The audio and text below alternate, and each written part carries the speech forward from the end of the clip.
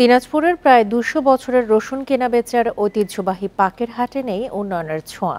ক্রেতা বিক্রেতাদের অভিযোগ, ইজারাদার অবৈধভাবে অতিরিক্ত খাজনা আদায় করেন উভয়ের কাছেই। এতে রসুন কেনাবেচায় পোহাতে হয় চরম ভোগান্তি। বিকাশে কম খরচে ক্যাশ আউটের লিমিট বেড়ে ৫০,০০০, প্রিয় এজেন্টও ২টা। প্রায় ২০০ বছরের পুরনো দিনাজপুরের খানসামা উপজেলার পাকের হাট। এ হাটে বেচাকেনা হয় রসুন। দিনাজপুর ও নীলফামারীর বিক্রেতা এবং দেশের বিভিন্ন জেলা থেকে ক্রেতারা আসেন রসুন কিনতে। প্রতি সপ্তাহে শনিবার ও মঙ্গলবার হাট বসে। প্রতি হাটে বিক্রি হয় কোটি টাকার বেশি রসুন। এখানে ৫-৭ বছর হলো আসি, মাল এখানকার ভালো পড়তাই হয়, এজন্য আমরা এখানে আসি, সিরাজগঞ্জ এখানে আসি। ক্রেতা বিক্রেতাদের অভিযোগ, পাকের হাটে খাজনা বেশি এবং অবৈধভাবে উভয়ের কাছ থেকে তা আদায় করা হয়। এছাড়া হাটটিতে নেই পর্যাপ্ত জায়গা, নেই কোনো ছাউনি, নেই কোনো টয়লেট।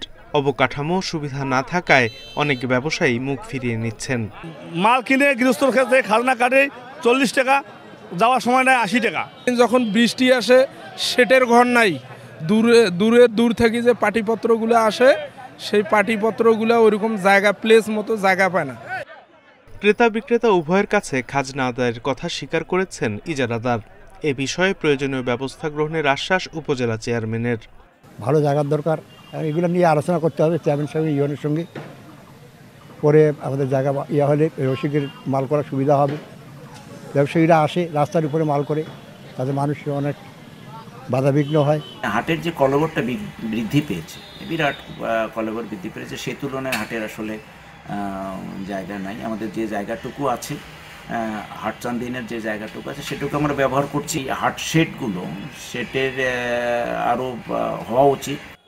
এবছর পাকের হাটের ইজারা মূল্য ছিল ৩০ লাখ টাকা।